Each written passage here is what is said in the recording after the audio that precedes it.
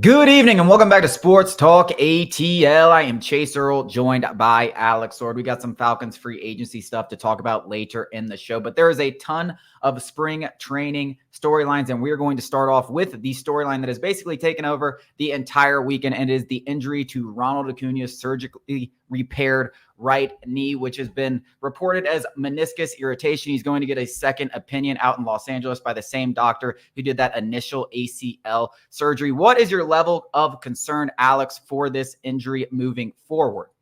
I don't know if it's exactly, this specific injury. My overall concern is just health in general for Ronald Acuna Jr. Anthopoulos, Snicker. Everybody seems optimistic. It's surely not going to cost him the entire season, even like if you have to get a meniscus fully repaired. I think it's like 4 months or something. That's a lot of the season, but it is like, not the whole season. So I think worst case scenario, we will see him at some point in 2024. I think, what's most concerning about it is like he has dealt with injuries his entire career, whether it's the knee, lower body, upper body. He's dealt with injuries. He's obviously he's not a fragile guy. It's because of how he plays the game. He plays the game at a very intense level, similar to like Mike Trout, like how Mike Trout dealt with injuries so long. It wasn't because Mike Trout or Ronald Acuna is a fragile person. It's just the fact that they play the game at such a hard, intense level in everything they do. So they're more susceptible to injuries, moving at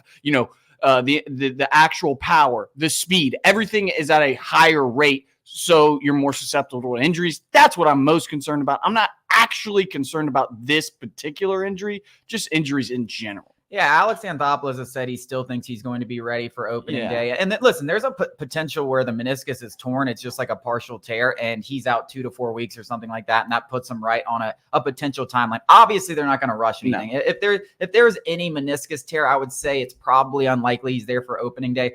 I think just from the way he was walking around the clubhouse, from the way Alex Anthopoulos is talking about it, that even if it is partially torn, it is not a significant injury that's going to cost him several months. I mean, even a bad meniscus tear can be 6 to 8 weeks or something like that. So I do not think this is going to be something that keeps him out for a long period of time. I do think the Braves are going to be very cautious with this, whatever the diagnosis is, even if it's not torn. I don't expect to see him in spring training probably again.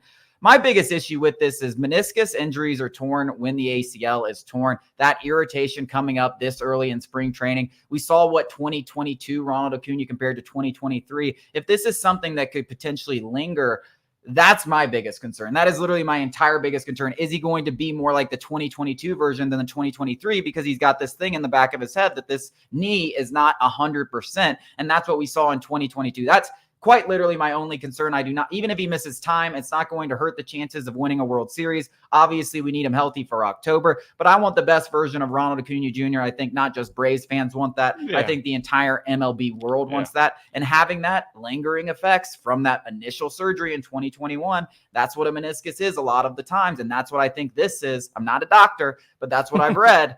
That's my biggest concern.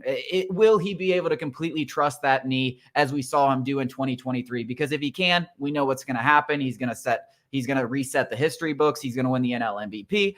But if not, he looks more like 2022. That's obviously a way different version of Ronald Acuna. Yeah, it is a legitimate concern, especially with injuries like the knee. Because there's so many components to what makes an athlete like Ronald Acuna Jr. so special. And you've seen it across multiple sports where a guy, can tear an Achilles, tear an ACL, tear MCLs, and he's never the same. Obviously, it seemed like Ronald Acuna had squashed that worry by setting the history books, like you mentioned last year. It's a legitimate concern. But one thing I did want to say to your point is much like we've been talking about this whole offseason with like Chris Sale and just pitchers in general, the same is true for Ronald Acuna Jr., where like this team is good enough with or without Ronald Acuna Jr. to still reach 100 wins this season, win the NL East. The only thing that's really concerning for any Braves fans, yes, outside of just pure enjoyment, entertainment, baseball is better with Ronald Acuna Jr. in the game. But if we're just talking from a legitimate, or a logistic standpoint, getting to a World Series, we really just need Ronald Acuna for like a month before October and then October. Yeah, and I really don't think it's going to be anything like that. I think at most he's going to be out for, a couple of weeks of the first part of the season, maybe the first month if they want to take things slowly. But meniscus injuries are not even close to anything like an ACL. My biggest thing is that he is, gets back to 100% and is the guy he is in 2023 compared to he was in 2022. But the other aspect of this is I need to see the Atlanta Braves add a fourth outfielder. I've said even before this happened that they should add a fourth outfielder. And now you're looking at the situation that if Ronald Acuna has to miss time, you don't really know what you're going to get out of Kelenic. We all hope he's going to be a stud, but I think they should add a platoon option no matter what. Ronald Acuna has had injury issues in the past. Let's not beat around the bush. There's a high chance he's going to miss some time at some point this season, whether he's here for opening day or not. And I'm sorry, Forrest Wall, he's had a good spring training. That's not exactly the guy that I'm like eager to go out there starting and replace Ronald Acuna if he misses significant time. Jordan Luplow, Eli White, not really.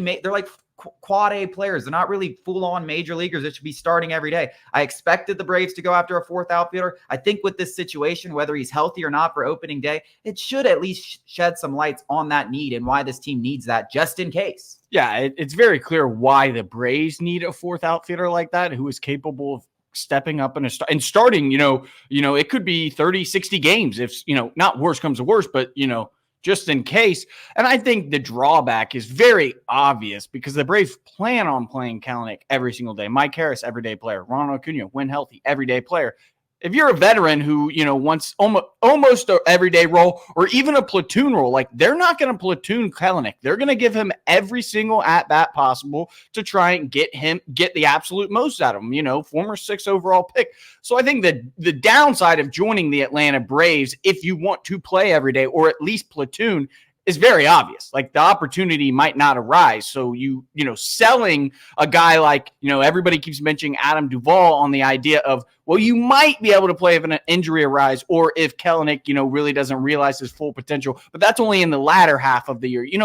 It's not exactly the sexiest pitch to somebody like Adam Duvall, who is surely hoping, at least holding out for at least a platoon role, not a bench role. Yeah, I mean, Adam Duvall, that's the reason that he left in the first place. He wanted a bigger role, and that's why he went to the Boston Red Sox. And he deserves it. Yeah, and he did great for them. But there's plenty of guys that are out there. There's Tommy Pham. There's trade candidates. Because, by the way, you don't have to go to the free agency route. You can go out there and trade, and then that person doesn't necessarily have a choice. There's tons of avenues for the Braves, and I expect them to make a move. And I think this just sheds some lights on the reasons that they do need to make a move. They do need to have a legitimate fourth outfielder, and I believe that happens before the end of the season, but we will talk about it when it does. Coming up after the break, Acuna dominated the storylines, but there were a ton of storylines coming from spring training, a lot of them positive. We're going to talk about it.